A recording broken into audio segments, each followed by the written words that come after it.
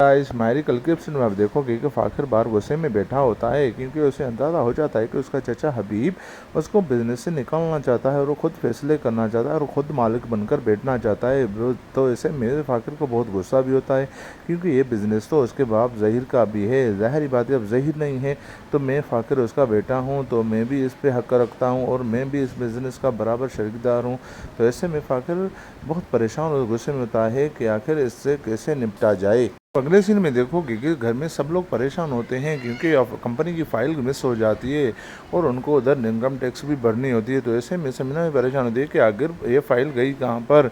तो हबीब भी अपने कमरे में ढूंढने लगता है और सारा घर छानबीन लेता है पर फ़ाइल नहीं मिलती। अब ये मसला और बढ़ जाता है। तो ऐसे में फ़राज़ भी वहाँ पर बैठा होता है। तो फ़राज़ घर में अपनी बीवी और अम्मी से कहता है कि अगर फ़ाइल ना मिली ना तो हम बहुत परेशानी और मसले में आ जाएंगे, कंपनी भी बंद करनी पड़ेगी। उधर हबीब सीधा आयशा के पास चला जाता है और आयशा को कहता है कि फ़ाइल कहाँ पर है और ये फ़ाइल ढूंढकर मुझे किसी भी तरह से मुझे लाकर दे दो। आप अगले सीन में देखोगे कि हबीब कंपनी की फ़ाइल ना मिलने की वजह से बहुत परेशान होता है। तो ऐसे में वहाँ पर फ़ाखिर भी आ जाता है। तो ऐसे में हबीब उसे कहता है कि देखो कंपनी में कैसे कैसे मसले और परेशानियाँ पेश आती हैं, अब फ़ाइल नहीं मिल रही, कितना मसला है, तुम में से छोटे बच्चे और तुम कैसे हेल्प कर पाते ये सब मसले।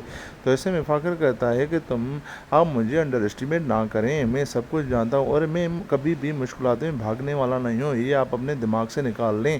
मैं इस कंपनी का हिस्सा हूँ और मैं इस कंपनी को कभी छोड़कर नहीं जाऊँगा, आप ये अपने दिमाग से निकाल लें।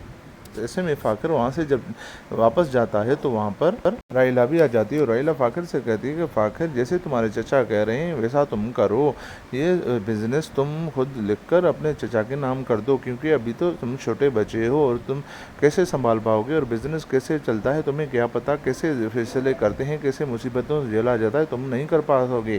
तो ऐसे में फ़ाखिर कहता है कि आप भी अच्छी तरह से सुन लें कि मैं मुसीबतों से भागने वाला नहीं हूँ और मैं फैसले खुद कर सकता हूँ। उधर अब आखिरी सीन में देखो कि फ़ाइल बहुत ढूंढने से भी नहीं मिलती। तो ऐसे में हबीब सीधा आयशा के पास चला जाता है और हबीब आयशा को कहता है कि अच्छी तरह से तुम एनी को समझा दो और उसे कहो कि फ़ाइल किसी भी तरह से ढूंढकर मेरे पास लेकर आए, नहीं तो मैं ऐसे में तुम्हें तलाक दे दूंगा। तो ऐसे में आयशा ये सुनकर उसके ज़मीन नीचे से निकल जाती और वो बेचारी खामोश तमाशाई बनकर खड़ी रहती है।